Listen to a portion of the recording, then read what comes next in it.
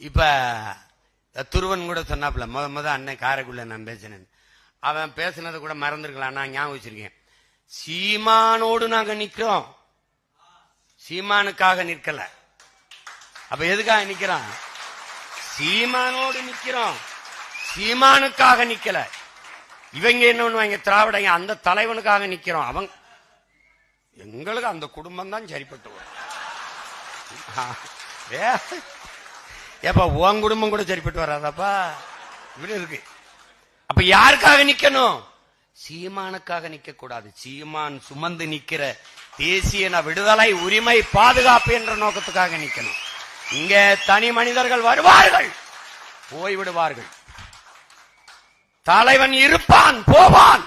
நம் தாத்தன் கண்ணதாசன் சொல்றான், தலைவர்கள் போவார்கள், தர்பார் கலையும், ஆனால் தத்துவம் மட்டுமே அட்சய பாத்திரம்.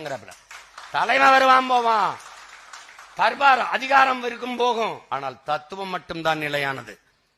அப்படிதான் நம்ம முன்னோர்கள் தூக்கி சுமந்த கனவு. அந்த கனவை நம் தலைவன் தூக்கி சுமந்தான். இப்ப தலைவன் தூக்கி சுமந்த கனவையும் அவன் பிள்ளைகள் மொத்தமாக தூக்கி சுமக்கிறோம். இந்த கட்சி ஏதோ தமிழ்நாட்டில் இருக்கிற தமிழினத்திற்கு மட்டுமல்ல, உலக பேரினத்திற்கு நாம் தமிழர் கட்சி